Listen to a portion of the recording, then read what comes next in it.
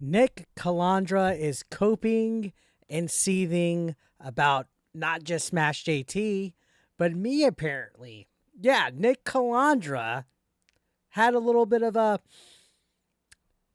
cope session on Twitter about yours truly, which we're going to get into it right now. If you aren't aware who Nick Calandra is, he's formerly of The Escapists. He's a co-founder of Second Wind, and he's all around a woke scumbag. Sent for Alyssa Mercante, encourages deplatforming of people, likes to censor free speech, was instrumental in Smash JT's website being completely shut down because he's thin-skinned and cannot take criticism.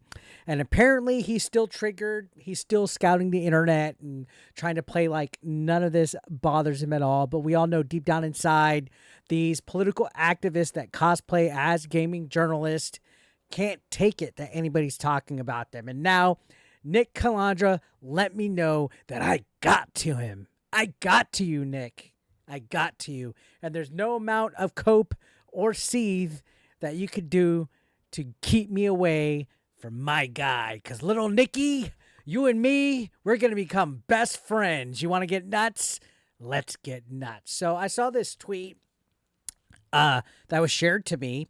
This was in response to Smash JT's video earlier this week saying that Alyssa Mercante, airbagged, Nick Calandra and company are trying to get him fired from his job. If you remember, they contacted a former place of employment for Smash JT, and we all know why. It's because they want to try to cancel Smash JT for his Kotaku detected website. If you go against their narratives, guys, if you go against their agendas, you're publicly canceled. You're public enemy number one. You're persona non grata. They can't take it. You have to be in their echo chamber. And he goes, the fuck is he even going on about now? I have zero involvement in this. I've been on streams for the last week, writing video scripts and on the phone with my mother while she's in the hospital. Dude is just adding me to things I'm not even following at this point. And that's cope number one. Oh, I'm not even paying attention. You know damn well the Streisand effect that these people have.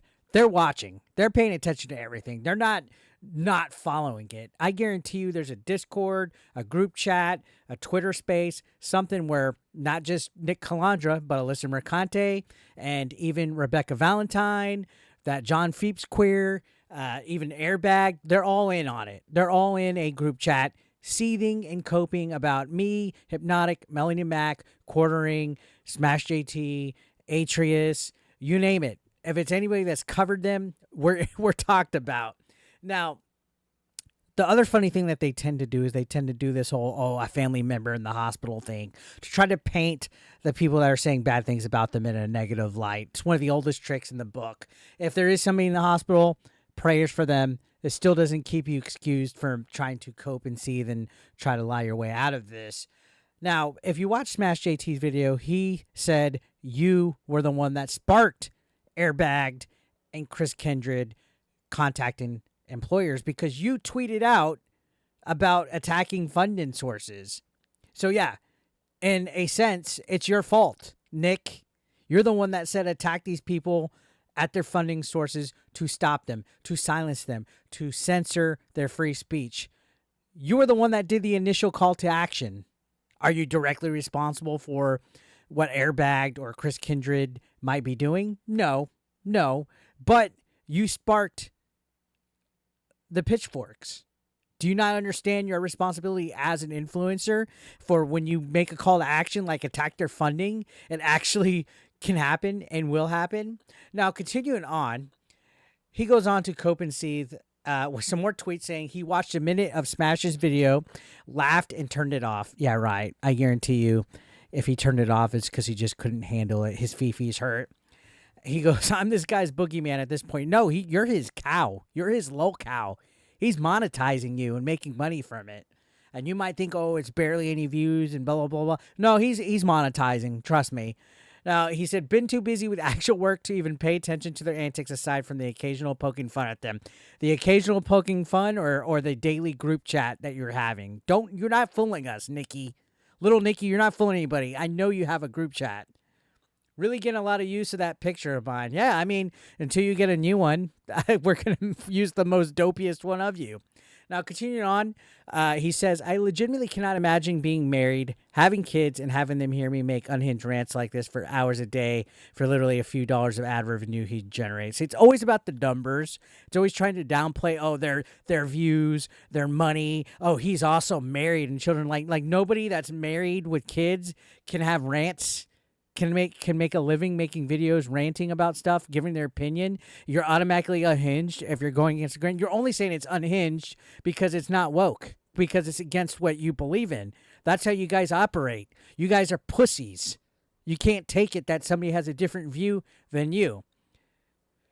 To finish this off, he says, something has to be seriously wrong with you to edit this garbage and not feel like a fool. Again, they try to make this whole, you're a delusional, unhinged, you're the problem, you're hallucinating, you have a warped sense of view. No, guys, y'all are the ones with the warped sense of view. Now, enough about Smash. Congrats to him monetizing the haters. Enough about Smash. Now, I entered the fray, and I'm proud of myself. Thank you, first and foremost, little Nikki, for the shout-out.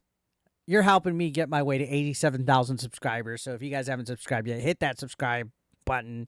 Hate watchers are welcome here. But he says this guy too can't even say the name right. They play like they don't know who you are. I don't even know who he is. Laugh out loud. And apparently he's made like 8 videos about me now. Who cares how many videos I've made about you, whether it's 1, 2, 3, 8, 10, 15, 20. You're not immune to having videos made about you or articles written about you. If you're in the public sphere, whether you're a YouTuber, streamer, a podcaster, a journalist, or a political activist cosplaying as a journalist, you're not immune to people criticizing you. And there's no official quota or word count as to how many videos a person's allowed to make with you. Featured as the topic, especially if you're saying and doing stupid things like censoring free speech and shutting down websites, little Nikki. If you don't know who I am, that's fine. You're going to know who I am. You're going to. Trust me. You're in my targets now, buddy boy. And he goes, y'all got to find some new material. Why? Why? Because you don't like it? Is that why? We got to find new material because you don't like being talked about? My pussy. That's all I'm hearing. Continuing on, he goes, you're not even cracking 10K views on this stuff. Laugh out loud. It's not even worth the time you're putting into it. It doesn't take that long, actually, to do some screenshots, sit in front of a camera, and edit. It takes less than an hour, and it's not the only thing that I'm doing with my life. I know the only thing that you do with your life is sit in front of your computer and cope and seethe about anybody that makes fun of you and your friends of Kotaku. Anybody that's not woke, you cry over. You're a soy boy, apparently, and you can't handle criticism. But again, they like to attack the views. Oh, it's not even cracking 10K views, blah, blah, blah, blah, blah. Who gives a shit?